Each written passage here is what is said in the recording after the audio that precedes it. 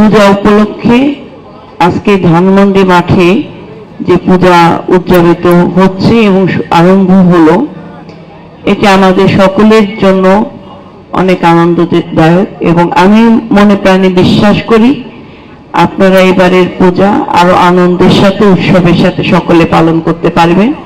এবং আমাদের এখানে আইন শৃঙ্খলা দায়িত্বে প্রশাসনের কর্মকর্তা ভাইরা আছে, ধানমন্ডি থানার সম্মানিত ভারপ্রাপ্ত কিনা ওসি সাহেব কর্মকর্তা আছে।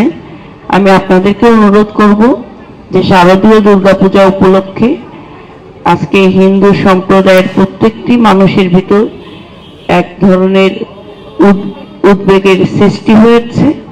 সেই উদ্বেগ কাটিয়ে আমরা যেন শান্তিপূর্ণভাবে আমাদের এই দেবী দুর্গার শারদীয় দুর্গাপূজাটা উদযাপন করতে পারে আনন্দের সাথে।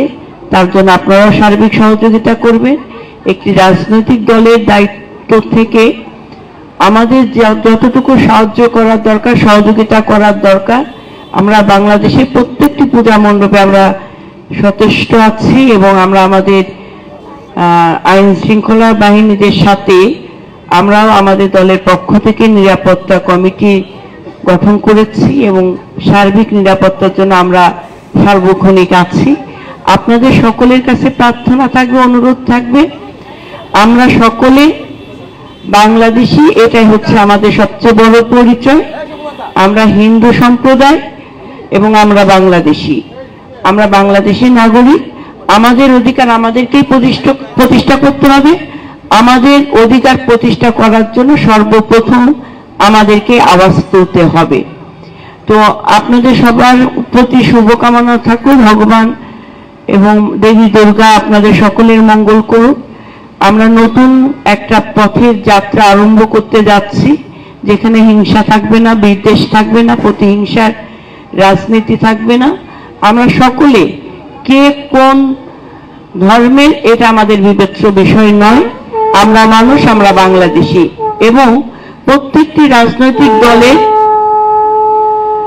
নেতৃবৃন্দদের যেমন তাদের সাংবিধানিক অধিকার আছে তারা প্রয়োগ করবে রাজনৈতিক দলের কর্মকাণ্ডের মাধ্যমে, এবং সাধারণ মানুষ হিসেবে আমাদেরও চয়েস করার অধিকার আছে, গণতান্ত্রিক অধিকার, যে আমি আমার কোন দলের সাথে আমি আমার আত্মপ্রকাশ কিংবা মতামত প্রকাশ করব।